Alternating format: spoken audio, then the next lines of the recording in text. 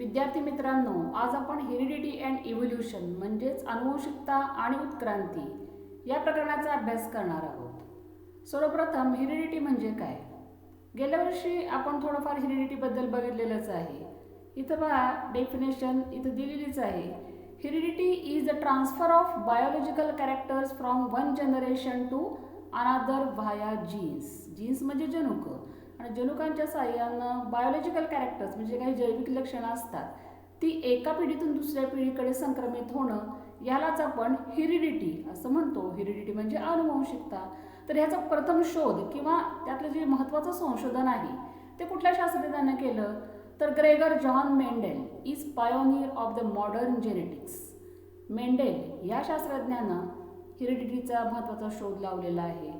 आता या पॅसेजमध्ये हेरिडिटीबद्दल जी महत्त्वाची काही संशोधनं झाली त्या संशोधनांबद्दल जे शास्त्रज्ञ आहेत त्यांची नावं दिलेली आहेत, त्यामुळे परीक्षेच्या दृष्टीनं आपण ती पाहणं अतिशय महत्त्वाचं ठरेल.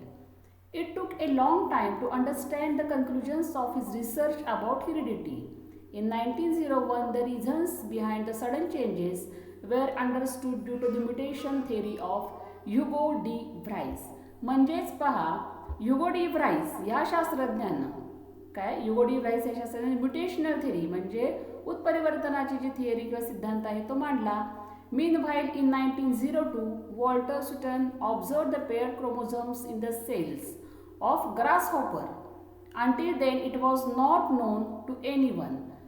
त्यावेळेला म्हणजे वॉल्टर अँड सुटन ह्या शास्त्रज्ञांनी ग्रासहॉपर म्हणजे नाकतोड्यातले पेअर्ड क्रोमोझोम्स म्हणजे गुणसूत्रांच्या जोडीचा शोध लावला. Research started in the direction of finding the nature of genetic material when it was prove that genes are carried via chromosomes. म्हणजे जीन्सचं वहन हे क्रोमोझोम्सच्या मार्फत होतं. Through which 1944 trio of scientists Oswald Avery, Maclean McCarthy and Colin MacLeod proved that except viruses, all living organisms have DNA as genetic material. या तीन शास्त्रज्ञांनी कुणी ओसवाल्ड ॲव्हरी, मॅकलिन मॅकार्थी आणि कॉलिन मॅकलिऑड या तीन शास्त्रज्ञांनी काय सिद्ध केलं तर एक्सेप्ट व्हायरसेस म्हणजे विषाणूंव्यतिरिक्त सगळ्या सजीवांमध्ये काय DNA जेनेटिक मटेरियल हे असतंच. In 1961, the French geneticists Francois Jacob and Jacques Monod proposed a model for process of protein synthesis with the help of DNA in bacterial cells. म्हणजे जॅकब आणि Monod या शास्त्रज्ञांनी काय एक मॉडेल हे पुढं ठेवलं. कशासाठी तर for process of protein synthesis म्हणजे प्रथिनांच्या निर्मितीचं जे मॉडेल आहे ते त्यांनी पुढं आणलं किंवा प्रपोज केलं. It help to uncover the genetic codes hidden in DNA. Thereby the technique of recombinant DNA technology emerged which has vast scope in the field of genetic engineering. Now the science of heredity is useful for. बघा, तर heredity म्हणजे आनुवंशिकतेचं जे संशोधन झालं तर त्याचा फार मोठा उपयोग हल्लीच्या तंत्रज्ञानात आपल्याला होतो. काय काय उपयोग आहेत हे आपल्या दृष्टीनं महत्त्वाचं ठरेल. इथं बघा की the science of heredity is useful for diagnosis, treatment, prevention of heredity disorders. म्हणजे कधी कधी सजीवांच्या मध्ये काही आनुवंशिक डिसऑर्डर्स म्हणजे काही विकृती निर्माण होतात. मग त्यासाठी त्यांचं जे निदान आहे, उपचार किंवा प्रतिबंधात्मक जे काही औषध आहेत ते निर्माण करण्याच्या दृष्टीनं सायन्स ऑफ हेरिडिटी म्हणजेच आनुवंशिकशास्त्राचा अतिशय उपयोग होतो. अजूनसुद्धा काय production of hybrid varieties of animals and plants and in industrial processes in which microbes are used. म्हणजेच संकरित जी वाणं आहेत प्राण्यांची आणि वनस्पतींची ती तयार करण्यासाठी, शिवाय जिथं सूक्ष्मजीवांचा इंडस्ट्रियल काही उपयोग होतो तिथं या सायन्स ऑफ हेरिडिटीचा आपल्याला अतिशय उपयोग होतो. त्यामुळे हे उपयोग हे अतिशय महत्त्वाचे आहेत. अशा पद्धतीने हेरिडिटी म्हणजे काय हे बघितल्यानंतर आपण आता पुढच्या मुद्द्याकडे वळूयात. Transcription, translation and translocation. आता या मुद्द्या खूपच म्हणजे अतिशय व्हास्ट आहेत, परंतु आपण अतिशय थोडक्यात ते बघायचे आहेत. हे बघण्यापूर्वी गेल्या वर्षीच आपण DNA, RNA म्हणजे 9वीच्या इयत्तेत त्याचा अभ्यास केलेला आहे. यात तुम्हाला कॅन्यू टेलमध्ये हे पूर्वज्ञानासाठी आवश्यक आहे म्हणून विचारलेलंच आहे की sketch and explain the structure of DNA and various types of RNA. म्हणजे DNA म्हणजे काय, RNA म्हणजे काय. तर इथं आपल्याला काय तर DNA आणि RNA ह्याची थोडीशी फार माहिती किंवा उजळणी असणं महत्त्वाचं आहे. DNA म्हणजे काय तर डबल हेलिक्स स्पायरल स्ट्रक्चर. गेल्या वर्षी आपण बघितलेलंच आहे की DNA म्हणजे एक डबल हेलिक्स असं स्पायरल असं स्ट्रक्चर आहे. RNA, आता RNA म्हणजे काय ते सुद्धा माहिती आहे. तर RNAचे 3 टाईप्स आहेत, mRNA, rRNA अँड tRNA. तर अशा पद्धतीने ही थोडक्यात इंट्रोडक्शन झाली. अजून जर तुम्हाला काही पाहिजे असेल तर तुम्ही 9वीचं पुस्तक त्यातलं जर ते DNA आणि RNAची माहिती जर तुम्ही पाहिली तर ती तुम्हाला अतिशय उपयुक्त ठरेल.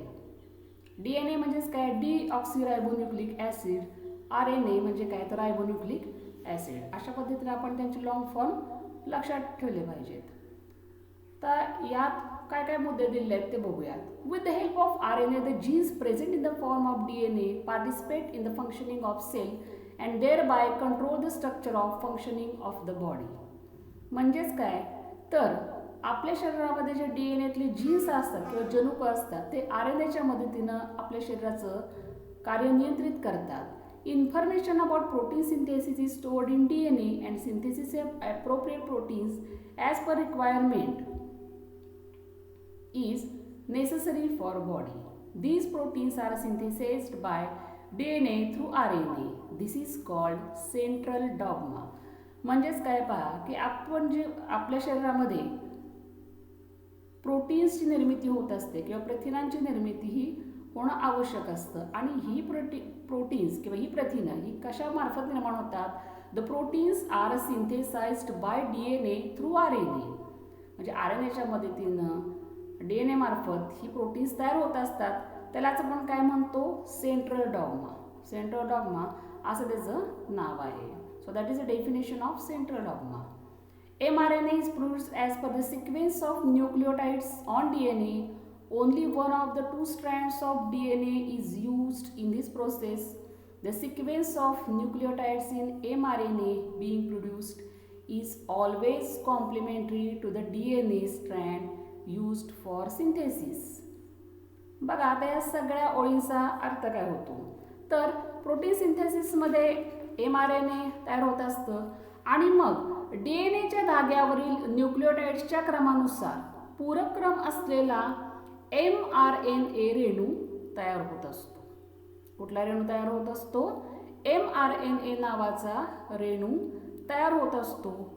आणि मग हे तयार होत असताना तुम्हाला माहितीच आहे की DNAचे 2 धागे असतात की जे सर्पिलाकृती असतात आणि मग त्यातल्या एकाच धाग्याचा वापर होत असतो.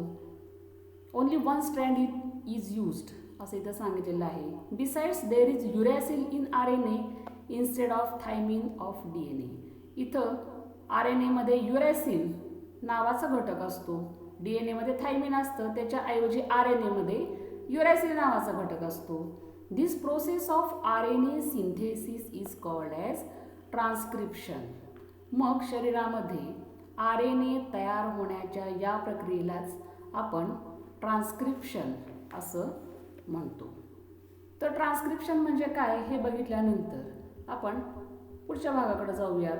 The mRNA formed in the nucleus comes in cytoplasm. It brings in the coded message from DNA. The message contains the codes for amino acids. The code for each amino acid consists of 3 nucleotides. It is called as triplet codon. जे mRNA तयार होत असतं, mRNA form in nucleus म्हणजे nucleus म्हणजेच केंद्रकात mRNA नावाचा घटक तयार होतो. तो सायटोप्लाझम. सायटोप्लाझम म्हणजे काय तर पेशीद्रव्यात येतो. इथे सगळं स्ट्रक्चर दाखवलेलं आहे. It brings in the coded message from DNA. आता हे येत असताना mRNA येत असताना तो सांकेतिक भाषेत किंवा सांकेतिक संदेश असं आणतो. The message contains the codes for amino acids. The code for each amino acid consists of 3 nucleotides. आता हे जे सांकेतिक संदेश असतात ते ट्रिपलेट कोडॉन्स च्या स्वरूपात असतात. आता ट्रिपलेट कोडॉन म्हणजे काय, ट्रिपलेट म्हणजे 3. ट्रिपलेट कोडॉन याचा अर्थ काय की 3 न्यूक्लिओटाइड्सचा संच असतो, त्यालाच आपण काय म्हणतो ट्रिपलेट कोडॉन. मग आता ट्रिपलेट कोडॉनबद्दल बघा संशोधन फार महत्त्वाचं केलेलं आहे ते शास्त्रज्ञ डॉक्टर हरगोविंद खुराना यांनी. Dr. Hargobind Khurana, a scientist of Indian origin, has made an important contribution in the discovery of triplet codons for 20 amino acids. जो 20 अमिनो ॲसिड्सच्या बाबतीत ट्रिपलेट कोडॉन्सचा शोध महत्त्वाचा जो कुणी लावलेला असेल तर डॉक्टर हरगोविंद खुराना या शास्त्रज्ञांनी लावलेला होता. For this work he has been awarded with the Nobel prize in 1968 along with the 2 other scientists. म्हणजे 1968मध्ये त्यांना इतर 2 शास्त्रज्ञांच्या बरोबर नोबेल प्राइज या कार्यानिमित्त मिळालेलं आहे. आता इथं ट्रान्स्क्रिप्शनची फिगर आपण इथं वर बघतो आहोत, त्यातली नावं वगैरे हे तुम्ही व्यवस्थित प्रॅक्टिसनं लक्षात ठेवू शकता. त्यानंतर याचाच पुढचा भाग म्हणजे काय दिलेलं आहे पहा. इच mRNA is made up of thousands of triplet codons. आता जे mRNA जे वर तयार झालेलं आहे त्याची रचना कशी असते तर mRNA it is made up of thousands of triplet codons. Triplet codons म्हणजे काय ते आपण पाहिलेलंच आहे. तर mRNA मध्ये हजारो ट्रिपलेट कोडॉन्स असतात. As per the message on mRNA amino acids are supplied by the tRNA. म्हणजेच tRNA बघा RNAचे 3 टाईप्स मगाशी आपण बघितलेले आहेत. तर त्यातला जो tRNA नावाचा घटक असतो किंवा tRNA जे आहे त्याचं काम काय आहे तर amino acids पुरवणे. Amino acids are supplied by the tRNA. For this purpose tRNA has anticodon. मग ह्या कामासाठी tRNA वरती काय असतात तर अँटीकोडॉन्स असतात. म्हणजे कोडॉनच्या विरुद्ध anticodon having complementary sequence to the codon on mRNA. This is called translation. यालाच आपण काय म्हणतो ट्रान्सलेशन. आता हे सगळे जे कॉम्प्लिकेटेड प्रोसेस आहे ते जरा मराठीतनं जर लक्षात घेतलं तुम्ही तर बरं होईल. यातनंच आपण मराठीतनं काय सांगू शकतो की mRNAवर जसा कोडॉन असतो, mRNAवर काय असतात ट्रिपलेट कोडॉन्स असतात, हे आपण वरती पाहिलेलंच आहे. मग mRNAवर जसा कोडॉन असतो त्याला पूरक क्रम असलेला अँटीकोडॉन ज्या tRNAवर असतो त्या tRNAला mRNA नजीक आणले जाते. tRNAला mRNA नजीक म्हणजे जवळ आणलं जातं आणि ह्या सगळ्या प्रोसेसलाच काय म्हणतो आपण ट्रान्सलेशन. मराठीत आपण त्याला भाषांतरण असं म्हणतो. The amino acids brought in by RNA are bonded together by peptide bonds with the help of rRNA. म्हणजे हे सगळे जे आहेत अमिनो ॲसिड्स इथं काय झालेले असतात एकत्रित झालेले असतात rRNAच्या साह्यानं. During this process, the ribosome keeps on moving from one end of mRNA to other end of the distance by the distance of one triplet codon.